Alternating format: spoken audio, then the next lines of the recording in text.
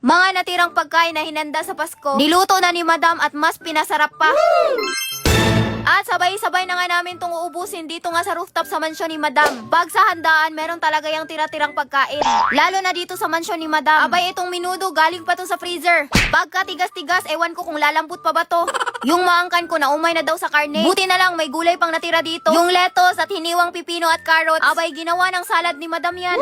Wait lang, hindi pa pala nagalaw tong buong lechon belly. Dahil sa dami ng handa, hindi na napansin to. Inoven ulit ni Madam para makrispy yung balat.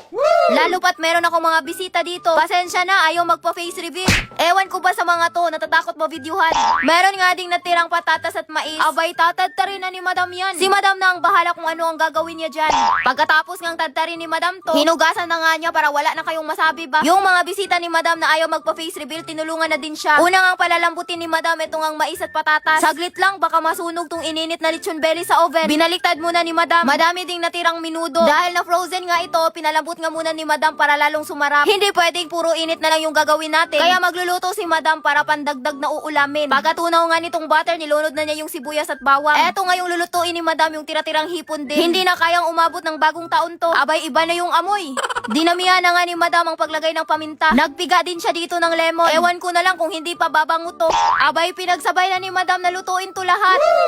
Pag maluto nga to ni Madam, hindi talaga mapaghalata ang tira-tira lang to ng mga pagkain. Lalo na itong hipon, ang dami nang nilagay na pangpasarap ni Madam dito. Tinusok-tusok nga ni Madam itong mais at patatas kung malambot na ba. Pwede na siguro to kasi hinango na ni Madam at pinaghalo na nga dito sa mga hipon. Sa daming palpak na mga niluluto ni Madam, abay natututo na siya. Lalo na itong niluluto niyang hipon, abay kayang-kaya na niyang pasarapin yan. Sabi ko nga kay Papa, siya na yung maghango nito kasi sobrang init. Talagang inartihan pa ni Madam oh. Luto na yung buttered hipon ni Madam.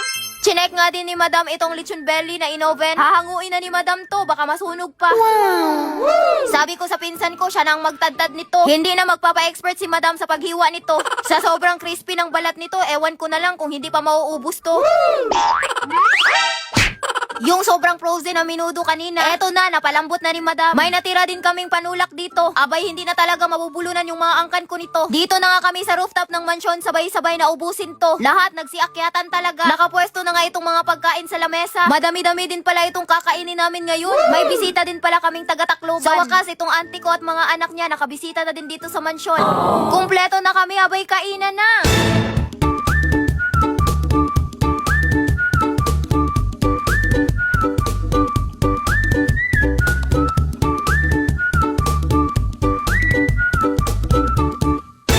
Sarap naman ang lamon ni Madam dito oh. Abay, kanino bang mga anak to? Humabol pa talaga sa pamamas ko. Mga inaanak pala to ni Madam. Siningil na nga siya ng mga regalo. Wala talagang kaalam-alam tong isang to na inaanak ko siya. Meron din pala akong natirang dalawang sobrang pula dito. Binigay ko na dito sa kapitbahay kong mga nagiinuman. Alisto nga nila itong inabot. Sobrang natuwa kasi may pangdagdag na silang pangbiling alak.